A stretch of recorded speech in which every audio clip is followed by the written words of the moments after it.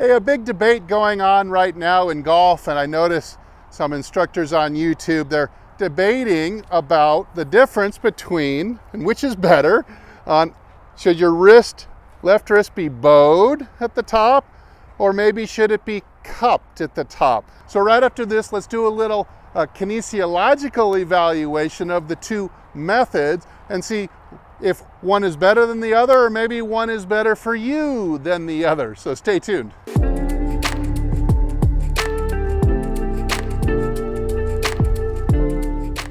Hey, I'm Steve from HitItLonger.com. I continue on my journey to hit the ball longer and straighter than I ever have before. I hope you'll join me by hitting like and subscribe. All right, so there's a big debate going on online. I noticed that there's a lot of instructors that are kind of bashing one style or another, playing up one. Well, there's three different possibilities, I suppose.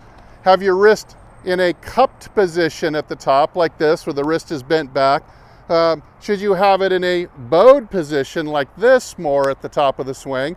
Or should you just have it neutral? Well, let's look at some of the golfers that have had incredible success with all three of those styles. So first, you certainly can't discount a cupped wrist set for performance. Just look at Ben Hogan, for example. His wrists were a little bit more on the cupped side at the top of the swing. And then when it comes to power, my mentor, Mike Austin, he used to say that a cupped wrist at the top of the swing meant that your wrists weren't cocked.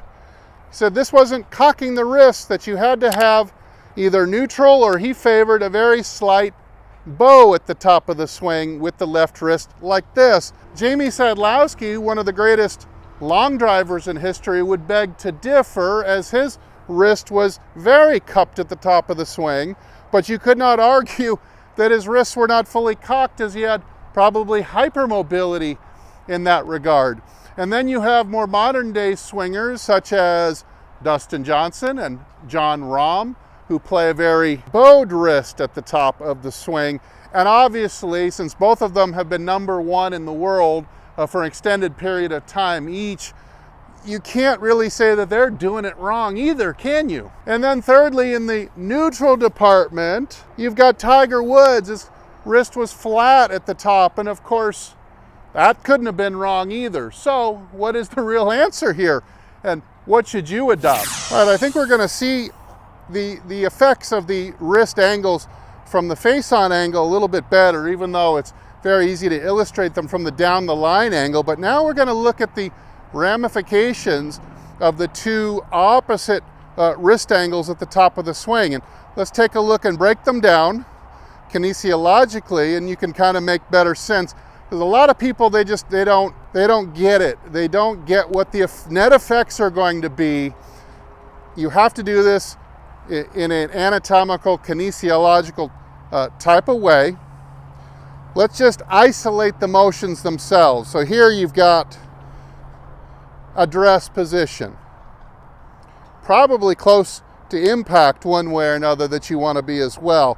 But here we have basically a bowed wrist is going to be a palmar flexed, or just a flexed wrist, and a cupped wrist is going to be a dorsiflexed, or what might be called today extended wrist position like this. So if I take my extended wrist here and I bring it up to the top, you can see I'm in the classic cupped position.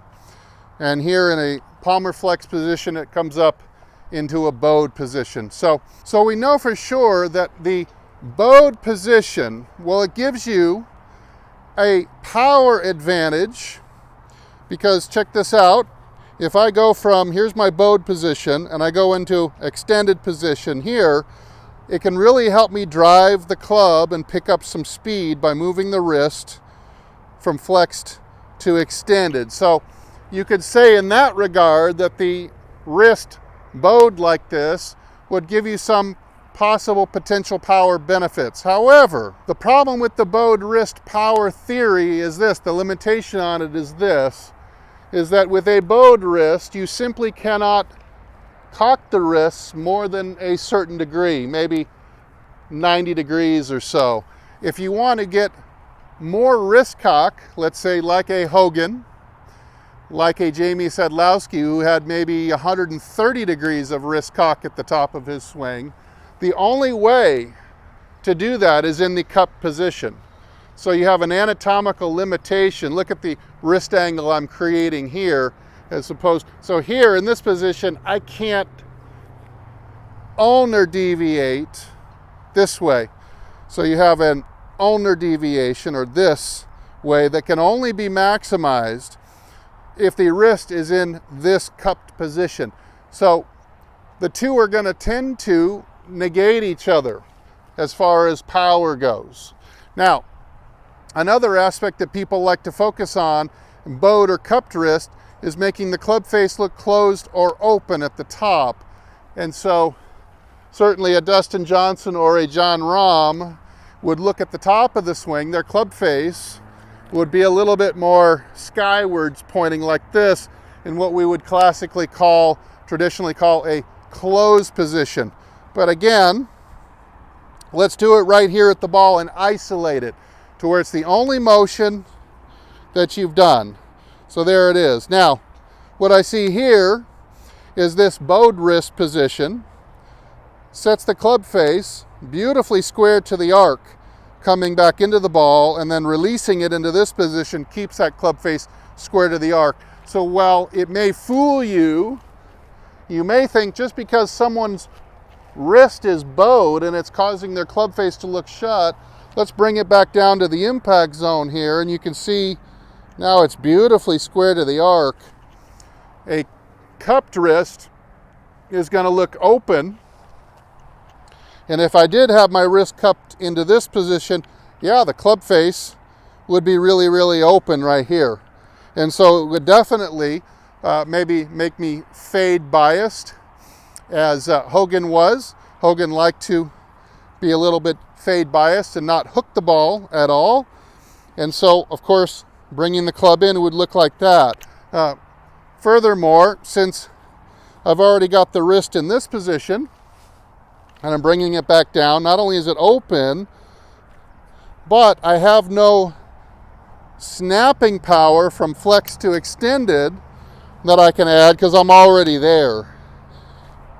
So I'm already there coming in this position. So I take the club down. I cannot get any extra power whipping this way compared to going from this position. So think about it. If you were going to whip a towel or crack a whip, you're going to go this way. If you're going to crack a towel, you're going to go from the palm curled under like this, and you're going to snap it into extension this way very quickly. In fact, it's so quick you have to slow down the camera to see actually what the wrist did. So it's very, very loose, ballistic, explosive move going from here to here.